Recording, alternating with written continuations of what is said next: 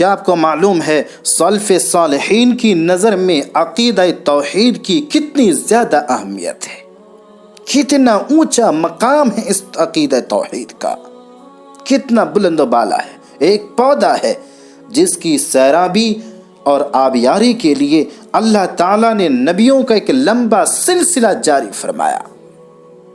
جب ایک نبی آئے، اللہ کی طرف لوگوں کو بلایا، تمام احکامات جاری کیے، دنیا سے چلے گئے، ان کے حواری، ان کے ساتھیوں نے ان کو سیراب کرنا شروع کر دیا۔ دوسرے نبی آئے، پھر وہ چلے گئے۔ اس طرح کرتے کرتے سید المرسلین، آخری نبی، خاتم النبیین محمد عربی صلی اللہ علیہ وسلم تک وہ سلسلہ پہنچ گیا اور اللہ کے نبی زمین پر تشریف لائے۔ قرآن مجید میں پروردگار عالم نے سورۃ النحل آیت نمبر 36 میں بیان فرمایا، وَلَقَدْ بَعَثْنَا فِي كُلِّ أُمَّةٍ رَسُولًا أَنِ اعْبُدُوا اللَّهَ وَاجْتَنِبُوا الطَّاغُوتَ، ہم نے ہر امت میں، ہر گروہ میں ایک رسول بھیجا تاکہ وہ رسول لوگوں کو اللہ کی طرف بلائے، اللہ کی عبادت کرائے۔ وَاجْتَنِبُوا الطَّاغُوتَ، اور شیطان کی عبادت سے دور کر دے۔ اسی طرح سے پروردگار عالم نے سورۃ الزمر آیت نمبر 65 میں بیان فرمایا، وَلَقَدْ أُوحِيَ إِلَيْكَ وَإِلَى الَّذِينَ مِن قَبْلِكَ لَئِنْ أَشْرَكْتَ لَيَحْبَطَنَّ عَمَلُكَ وَلَتَكُونَنَّ مِنَ الْخَاسِرِينَ۔ اے نبی، ہم نے تیری طرف وحی فرمائی، اسی طرح سے ہم نے تم سے پہلے نبیوں کی طرف بھی وحی فرمائی تھی۔ لَئِنْ أَشْرَكْتَ لَيَحْبَطَنَّ عَمَلُكَ، اے نبی اگر آپ نے اللہ کے ساتھ کسی کو پارٹنر بنا دیا، اللہ کے ساتھ کسی کو ساجھیدار بنا دیا، اللہ نہیں دیکھے گا آپ کتنے بڑے نبی ہو، اللہ نہیں دیکھے گا آپ امام الانبیاء ہو، اللہ دیکھے گا کہ میرے پارٹنر میرے نبی محمد نے بنا دیا۔ اس وقت پروردگار عالم اعلان فرماتا ہے، وَلَتَكُونَنَّ مِنَ الْخَاسِرِينَ، تو تمہارے اعمال بھی برباد ہو جائیں گے اور تم خسارے اٹھانے والوں میں سے بن جاؤ گے۔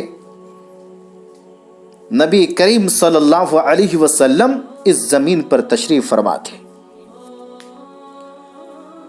حضرت معاذ بن جبل رضی اللہ تعالی عنہ کو بلایا، کہا اے معاذ بن جبل، یمن کی طرف جاؤ، اول ما تدعوہم الی ان یوحدوا اللہ تعالی، یمن میں جا کر لوگوں کو ایک اللہ کی طرف بلاؤ، یعنی ان کی نظر میں ثابت کرو کہ اللہ اکیلا ہے، اس زمین کو تھامنے والا، آسمانوں کو روکنے والا، ہر ایک کی ذمہ داری کو پوری کرنے والا۔ نبی کریم جناب محمد الرسول اللہ صلی اللہ علیہ وسلم نے ایک اللہ کو ثابت کرنے کا حکم معاذ بن جبل رضی اللہ تعالی عنہ کو دیا اور یمن کی طرف بھیجا۔ جب کسی انسان کے دل کے اندر ایک اللہ کی وحدانیت پیدا ہو جاتی ہے، یعنی اللہ کی یکتائی دل کے اندر آ جاتی ہے، تو ان کو نیک عمل کرنے کی رغبت دلاتی ہے۔ اسی وقت ایک مومن کے دل کے اندر اللہ سے امیدیں وابستہ ہونے لگتی ہیں، اللہ سے ڈر ہونے لگتا، دنیا کے ڈر اور خوف ختم ہو جاتے ہیں، اللہ پر توکل ہونے لگتا ہے، مانگتا ہے تو اللہ سے مانگتا ہے، اور مدد بھی مانگتا ہو تو اللہ سے مدد مانگتا ہے، مشکل کی گھڑی میں اللہ کو پکارتا ہے، مصیبت کی گھڑی میں اللہ کو پکارتا ہے، خوشحالی میں بھی اللہ کو یاد کرتا ہے، حاجت روا مشکل کشا اللہ کو سمجھتا ہے، اسی کے لیے قربانی پیش کرتا ہے، اسی کے لیے نذر و نیاز چڑھاتا ہے، اور اسی کے لیے زندگی کو وقف کرتا ہے، موت کو، حیات کو، ہر چیز کو اللہ رب العزت کے لیے ثابت کرتا ہے۔ اور اسی توحید کی وجہ سے جب لوگوں کے دلوں کے اندر یہ توحید بیٹھ گئی तो सहाबे किराम रिज़वानुल्लाह अलैहिम अजमाइन को ज़रा देखिए, हज़रत खब्बाब को देखिए, बिलाल को देखिए, हज़रत अम्मार को देखिए, हज़रत सुमैया रज़ियल्लाहु ताला अन्हा को देखिए। अल्लाह के नबी जनाब मोहम्मदुर रसूलुल्लाह सल्लल्लाहु अलैहि वसल्लम ने एक हदीस के अंदर बयान फरमाया, जब किसी के सीने के अंदर 3 चीज़ें पैदा हो जाती हैं तो ईमान की लज्जत और मिठास और शीरीनी को पा लेता है। अनसिन अन नबी सल्लल्लाहु अलैहि वसल्लम क़ाल, अनसिन अन नबी सल्लल्लाहु अलैहि वसल्लम क़ाल, सलासुम मन कुन्ना फीही वजदा बिहिन्ना हलावतुल ईमान मा कान अल्लाहु व रसूलुहु अहब्बु इलैहि मिम्मा सिवाहुमा व युहिब्बुल मरअ ला युहिब्बुहु इल्ला लिल्लाह व अन यकरहा यऊद फिल कुफ्रि बाद अन अनक़ज़हु अल्लाहु मिन्हु कमा यकरहु अन युक़ज़फ़ फिन्नार। अल्लाह के नबी सल्लल्लाहु अलैहि वसल्लम बयान फरमाते हैं, जिस किसी सीने के अंदर 3 चीज़ें पैदा हो जाती हैं ईमान की लज्जत को पा लेता है। नंबर 1, अल्लाह और उनके रसूल से दुनिया की तमाम चीज़ों से ज़्यादा मोहब्बत हो। दूसरे नंबर पर अल्लाह ही के लिए किसी से मोहब्बत रखता हो। तीसरे नंबर पर इस्लाम को छोड़कर कुफ्र की तरफ जाना इतना नापसंद करता हो जितना आग में कूदना नापसंद करता हो। इसी चीज़ का पैगाम पहली सदी हिजरी के अंदर दुनिया के अंदर मैं जहाँ तक समझता हूँ, दुनिया जब से पैदा हुई, जन्म ली, अल्लाह ने दुनिया को जब से पैदा फरमाया क़यामत की सुबह तक अगर सबसे ज़्यादा तौहीद की दावत किसी सदी के अंदर दी गई तो तौहीद की सदा पहली सदी हिजरी के अंदर दी गई। फिर दूसरी सदी आई, दूसरी सदी के अंदर तौहीद के ऊपर एक ज़बरदस्त हमला पैदा हो गया। इमाम अहमद बिन हम्बल रहमहुल्लाह मौजूद थे। उनके ज़माने में बादशाही वक्त ने ऐलान कर दिया कुरान अल्लाह की सिफत नहीं, अल्लाह की मखलूक है। इमाम अहमद बिन हम्बल ने इस फितना को पहाड़ की मजबूत चट्टान की तरह खड़े होकर मुकाबिला किया। बिलाखिर क़यामत की सुबह तक के लिए साबित कर दिया कि कुरान मजीद अल्लाह की सिफत है, मखलूक नहीं है। फिर तीसरी सदी आ जाती है। इमाम बुखारी रहमतुल्लाह अलैह इस ज़मीन पर अल्लाह की तौहीद को हर तरह से मनाने के लिए सही बुखारी के अंदर लगभग 18 या 19 अबवाब बनाते हैं, तामीर करते हैं, लिखते हैं, जिसके अंदर तौहीद को जागर करते हैं और तमाम नक़ाई से पाक और साफ करते हैं।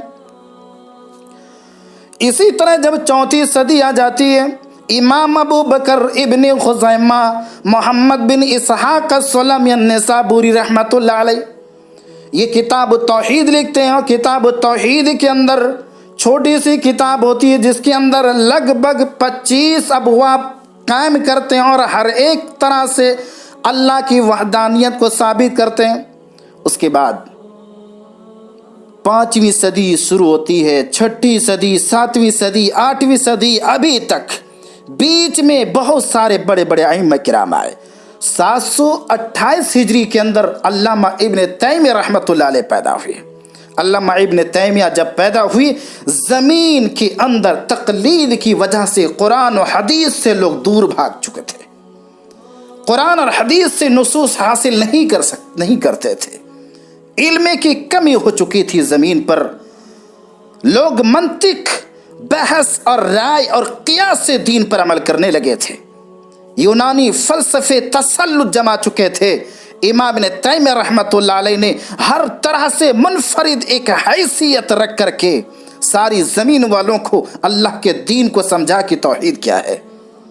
इसी तरह से हाफिज़ इब्न हजर रहमतुल्लाह अलैह लगभग 9 सदी हिजरी के अंदर पैदा होते हैं और वो भी एक दीन को मजबूत तरीके से तौहीद को लोगों को समझाते हैं। इसी तरह सब जानते हैं इमाम मोहम्मद बिन अब्दुल वहाब गालिबन 1115 हिजरी के अंदर पैदा होते हैं। जिस वक्त 1115 हिजरी के अंदर पैदा होते हैं, उनकी सरजमीन के अंदर पत्थरों की पूजा मुसलमान क्या करते थे, दरख्तों की पूजा करते थे, मज़ारे तामीर क्या करते थे। लोग गैरों को मुश्किल कुशा हाजत रवा समझते थे। अल्लाह को छोड़कर किसी और के सामने में कुर्बानियाँ पेश किया करते थे। फलां के नाम पे बकरा, फलां के नाम पे बकरा ज़बह क्या करते थे। ऐसी ज़्यादा तौहीद से लोग दूर हो चुके थे जिसकी कोई हद नहीं थी। लेकिन मोहम्मद बिन अब्दुल वहाब रहमहुल्लाह जिस वक्त ज़मीन पर पैदा हुए, फिर होश संभाला, ज़मीन से एक के बाद दीगर शिर्क, बिदात और खुराफात को ख़त्म करते चले गए। इसी तरह से आज तक का दौर है। अल्हम्दुलिल्लाह दुनिया के अंदर जितने भी इस ज़मीन पर कोई बड़े इमाम पैदा हुए, आलिम पैदा हुए, अल्हम्दुलिल्लाह उन्होंने सबसे पहले तौहीद को दुनिया के नक़ाइस से निकाल करके एक अल्लाह के लिए पाक और साफ़ी को बयान फरमाया। इस ज़मीन के अंदर तौहीद को ऐसे उजागर फरमाया कि दुनिया की तारीख़ फिर याद करती रह जाती है। मोमिनों, उसी तौहीद को जो नबियों को अल्लाह रब्बुल इज़्ज़त ने उसकी आबियारी के लिए भेजा, फिर नबियों के सहाबे किराम ने उनकी सैराबी फरमाई, फिर बाद में आने वाले लोगों ने उनकी सिंचाई फरमाई। हम ही लोगों को आज उसकी सिंचाई की बिल्कुल ज़रूरत है और हम लोगों को भी सिंचाई करनी चाहिए। एक तौहीद को मानना चाहिए, जो हक़ है अल्लाह का, अल्लाह को हक़ देना चाहिए।